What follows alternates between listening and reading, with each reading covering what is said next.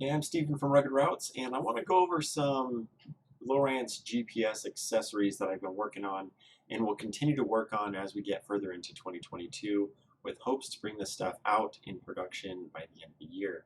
We'll see how it goes, being that there is still a chip shortage and producing some of this stuff is going to be a bit challenging, but it's still worth talking about because the stuff will come and become available down the pipe. So uh, first, before I get into the new stuff, just in case you guys haven't seen it, I'm going to back up and show you guys the infrared belt temp sensor. This is a module that reads temperature from a remote surface. So in this case, you would mount it on your CVT belt cover on your side-by-side and allows you to monitor the temperature of your belt to help prevent it from blowing up. So it plugs in through NEMA 2000, just like the 0.1 external GPS antenna does, and it would then give you the ability to enable the temperature overlay as I have configured here in the bottom left in this GPS. I don't currently have one plugged in, but if I did, a needle would show up and this would light up, giving you an analog reading. You can also reconfigure this for a digital readout, similar to how I have speed over ground up here. And there's a handful of other options as well. If you want more information on the belt temp sensor, jump onto the website at ruggedroutes.com. I've got an in-depth video on how this all works and another video on how to hook it up. So you can check that out there, but moving forward, the first new thing I want to talk about is I'm calling the trail mark. So the trail mark is a USB interface for a reprogrammable keyboard for marking waypoints. So what this would allow you to do is basically tie race notes and icon pairs to a specific pre-programmed key on the keyboard, and as you're pre-running or as you're on the trail, you can use this multiple ways, but the race guys that I've talked about this seem to be really excited about this, is single button press race notes. So as you're going, single button press and it marks it straight away. This is a concept that I had demoed in the past and actually have a video on the Rugged Routes Facebook page. So if you're interested in how I had it working in the past, you can go check that video out. But as this becomes further developed, which the hardware side of it is pretty well done, it's just a matter of wrapping up some programming and getting them field tested. So this is well on its way. The enclosures are here, the front graphics are here. I have some prototype circuit boards already made up, and so yeah, this is something that is not sitting idle very much right now. It's very much been in active development, so hopefully before too long we'll see this on the market. So moving on from the trail mark, this is the engine data bridge. This is something that every year around this time, beginning of the year, as we get into more of the more common races, and especially out on the West Coast for some reason, right now there's increased interest in this product. So this is going to allow you to plug into like an OBD2 diagnostic port or a diagnostic port on the side-by-side of various manufacturers and bridge your live engine data over onto the Lowrance. So similar to how we're able to bring the belt temp sensor gauge into the bottom left here. These overlays are actually reconfigurable. You change size, switch from analog to digital, etc., and you can move them to wherever you want on the screen. So this would allow you to do the same thing with things like engine RPM, what gear you're in, engine temp, boost pressure, etc., etc. So lots of options there. This one, hardware-wise, is basically done. But I have a lot of programming and a lot of CAN bus reverse engineering to do on that for various cars. So this is going to be one of those things where different versions will end up getting rolled out over time.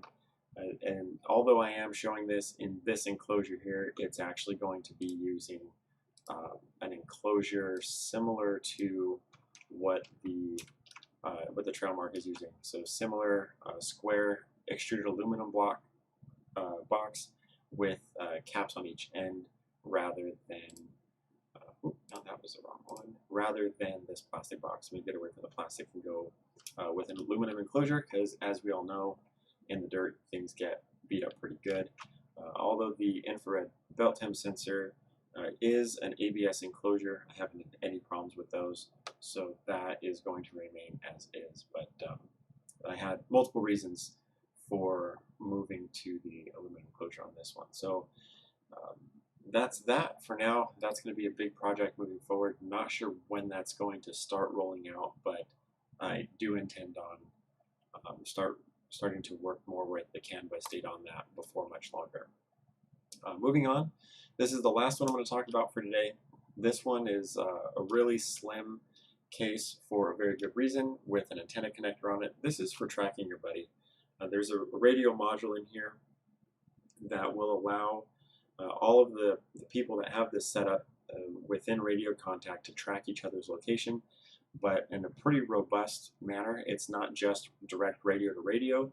It basically creates a mesh network, turning all of the cars that are in your group into a repeater. So as long as you have radio contact with at least one other car in your group, your signal will propagate throughout the rest of the group, and everybody will know where you are in the ride. So there will be an antenna that will plug in on this side, and the other end plugs in again to the NEMA 2000 port, just like the other Lowrance accessories.